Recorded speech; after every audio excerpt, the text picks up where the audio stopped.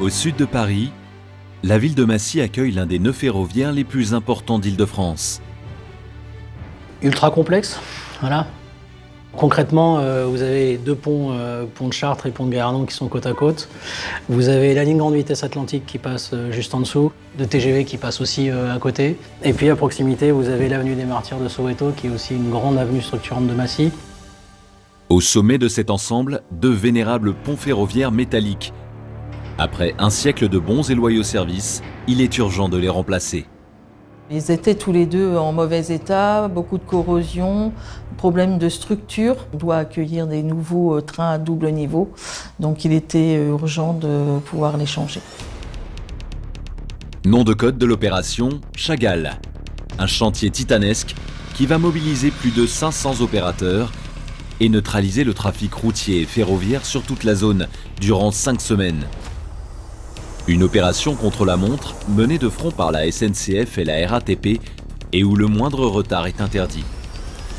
On doit absolument tenir ce délai-là puisqu'on est contraint par la coupure TGV pour pouvoir déposer et reposer les ponts. Il faut que tout soit coordonné, il faut que les moyens soient là, il faut que les ressources soient présentes. On immobilise la circulation sur 3 faisceaux et c'est là où il faut qu'on soit à 200% et on est là et on n'a pas le droit à l'erreur.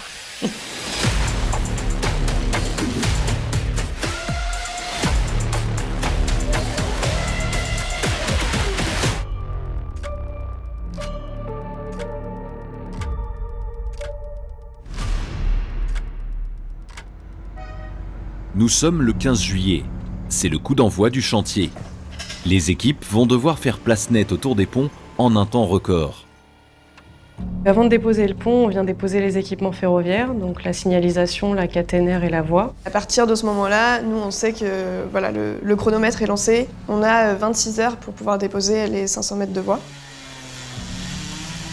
On va venir tronçonner des panneaux de 12 mètres. Ces panneaux, on va pouvoir les charger directement dans le train. Et ensuite, on a un deuxième train qui est arrivé avec des wagons qui permettent de charger le ballast. La voie est dégagée à temps. Les anciens ponts, lourds de 460 tonnes, sont prêts à être soulevés de leur socle. Pour cette mission exceptionnelle, un outil hors norme est spécialement acheminé à Massy. Une grue colossale, surnommée Little Céleste, elle culmine à 107 mètres, soit la hauteur du deuxième étage de la Tour Eiffel. Capable de soulever 90 000 tonnes, c'est l'une des plus puissantes de la planète.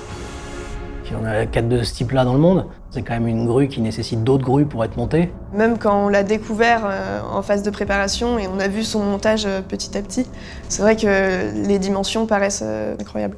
C'est vraiment un monstre. Objectif, soulever le pont de Chartres pour le déposer en contrebas, en vue de son démantèlement. Mais l'opération est rendue très compliquée par l'état d'usure avancé du pont. C'était le stress, parce que l'ouvrage, il a 100 ans. Il n'a pas été dimensionné pour être soulevé de son propre poids. Donc le risque, c'est qu'elle vienne se désolidariser ou se sectionner. Quand la grue se met en charge, qu'elle commence à prendre le poids complet du pont, évidemment on entend des bruits. Des petits claquements au niveau du ring de la grue. On a entendu les câbles qui se tendaient, c'est vrai qu'on se posait quand même un peu les questions. Est-ce qu'ils ont bien calibré la grue? Est-ce que tout va bien se passer, etc., etc. Quand le pont a été soulevé de 20 cm, on a attendu à peu près 15 minutes. On a ressoulevé 40 cm et puis après on a pu emmener le pont. Le pont est enfin dans les airs.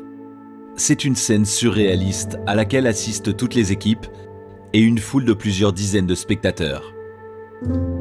Il y avait du public aussi qui était là, des riverains qui étaient curieux de voir la dépose du pont. Ça a été, on va dire, le spectacle. On était complètement fascinés, on le trouvait même minuscule en l'air.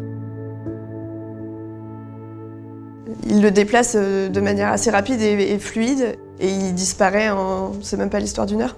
À ce moment-là, on se dit super, on a réussi une opération clé, mais il faut rester mobilisé, quoi. La dépose des ponts centenaires est un succès. Le chantier laisse maintenant apparaître un trou béant, l'emplacement des futurs ouvrages, dont il faut maintenant réaliser les culées, c'est-à-dire les fondations des ponts. Là aussi, en un temps record. On est venu faire du coffrage, ferraillage et bétonnage. La problématique, c'était le temps de séchage, puisque normalement, il faut attendre 28 jours. On n'avait pas le temps matériel d'attendre ces 28 jours pour reposer les nouveaux ponts. Donc il y a des adjuvants qui ont été mis pour réduire cette durée de prise de béton.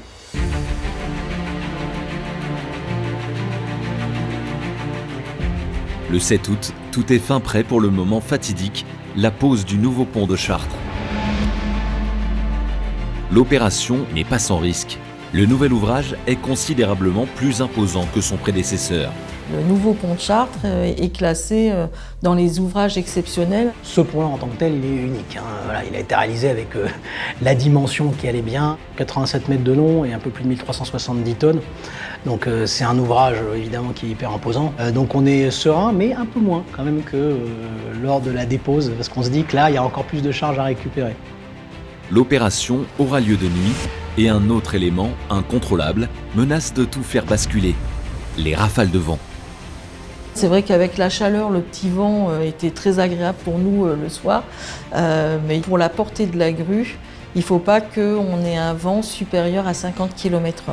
C'est trop risqué pour pouvoir mener une opération comme celle-là. C'est un peu le stress de se dire on est dépendant du vent. Les conditions météo s'améliorent, le mastodonte d'acier peut enfin prendre son envol. Comme l'ouvrage, le temps semble suspendu. Il y a le grutier dans sa cabine, mais il y a aussi du monde en contrebas pour venir élinguer le pont. C'est un peu un balai aérien ensuite, parce qu'il est orienté avec quelques câbles. On voit qu'on arrive à bouger des centaines de tonnes. 87 mètres en l'air avec les flashs des lumières. On attend ça depuis des années et on se l'est imaginé dans nos têtes et on se dit ça y est, c'est maintenant. C'était magnifique, magnifique. Après 3 heures en suspension, le pont est proche de son emplacement final. Mais la phase ultime est la plus délicate et requiert une extrême précision. Le deuxième risque, c'était qu'une fois qu'on amène le pont au niveau des appuis, que, imaginons, ça ne rentre pas bien. On pose le pont au millimètre près, on a 15 mm de jeu. C'est ridicule par rapport à un pont qui fait 87 mètres de long. C'est le savoir-faire des ingénieurs de génie civil et puis de mécanique, d'être en capacité de pouvoir faire des calculs qui ensuite se vérifient dans la réalité. Les ponts sont maintenant remplacés, mais pas encore opérationnels. Une fois que le pont est posé, il faut reposer la voie, la caténaire, la signalisation, faire les essais pour être sûr que le train, quand il passe le 21 août au matin, il n'y ait pas de souci. Et le 21 août, après les ultimes épreuves de pont, l'opération Chagall touche à sa fin. Au bout de 5 semaines d'un chantier hors norme, mené 24 heures sur 24, le pont de Chartres et son jumeau le pont de Galardon sont enfin opérationnels. Donc on a décondamné le chantier, on a remis en service et on attendait tous avec impatience le passage du premier train sur le pont. Tout se passe bien, on a rendu à l'heure, les trains circulent, donc c'est vraiment le soulagement et on est fiers d'avoir réussi cette opération. C'est un chantier hors du commun qu'on verra certainement qu'une fois dans notre vie. Pour moi, ça aura une place importante parce que ça a été un chantier chargé en émotions, parce que c'est un chantier qui va impacter la vie de millions de voyageurs. L'objectif est atteint. 6 années d'une opération monumentale qui a mobilisé les savoir-faire de tout un secteur industriel ont mené à cette réussite collective d'une grande technicité, où l'expertise est le maître mot. C'est la force des entreprises comme la SNCF ou comme la RATP de pouvoir réaliser des chantiers d'une ampleur assez exceptionnelle en pensant sur le long terme, voilà, et en étant sur la construction d'un ouvrage qui est fait pour durer.